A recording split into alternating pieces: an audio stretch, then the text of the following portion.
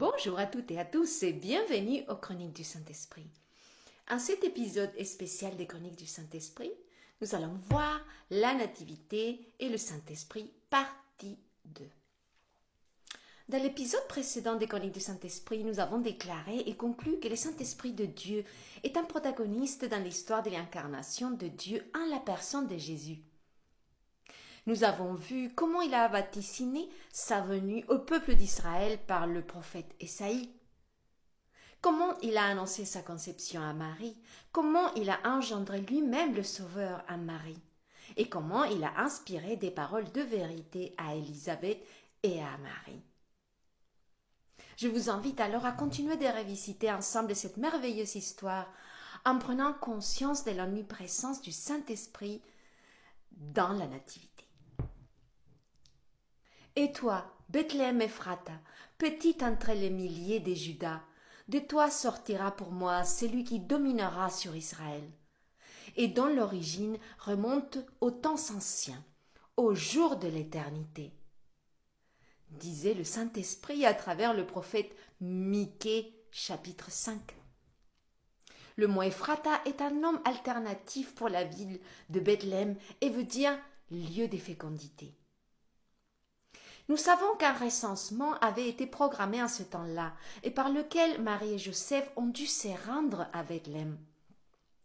Joseph aussi monta de la Galilée, de la ville de Nazareth, pour se rendre en Judée, dans la ville de David appelée Bethléem, parce qu'il était de la maison et de la famille de David, afin de se faire inscrire avec Marie, sa fiancée, qui était enceinte.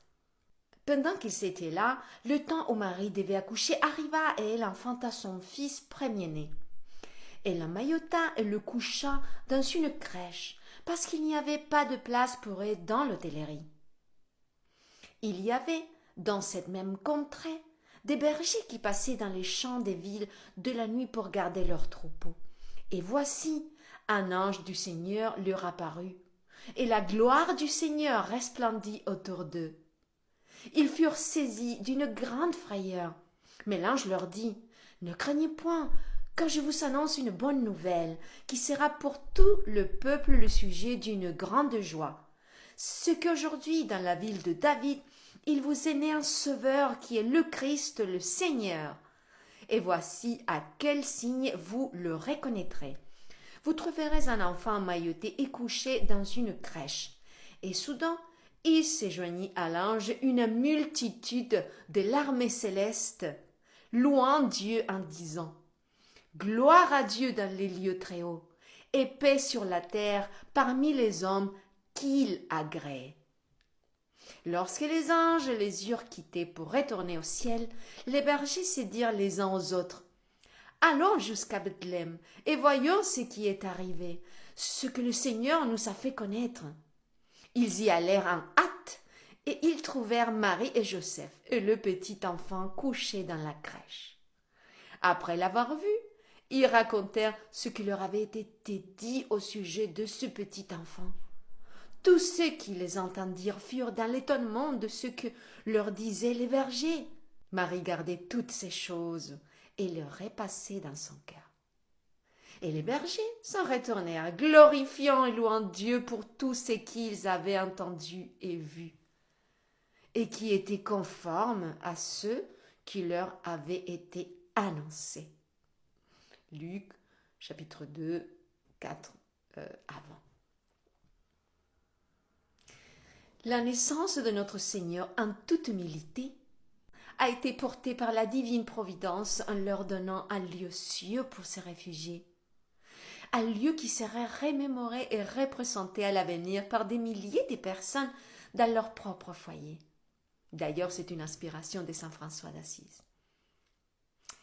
Elle a été bercée par la gloire des dieux en les louanges célestes et chantée par les anges du Dieu très haut. Elle a été honorée par l'adoration des petits bergers, les humbles de cœur qui ont cru et obéi aux paroles de l'ange annonçant sa naissance. Depuis ces jours merveilleux, il est là notre Sauveur. Aujourd'hui, il est là notre Sauveur. Et il vous dit, voici, je me tiens à la porte et je frappe.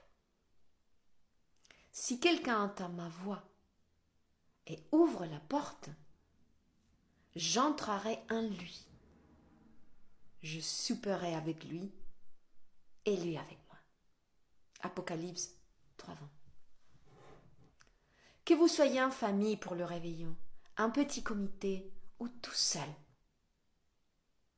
tendez l'oreille et ouvre-lui la porte de votre cœur ce soir. Faites de votre cœur une humble crèche, prête à le recevoir, prête à l'accueillir, afin qu'il puisse naître en vous et vous donner sa paix. Dès ce soir et pour toute cette année qui commence en cette nuit de Noël.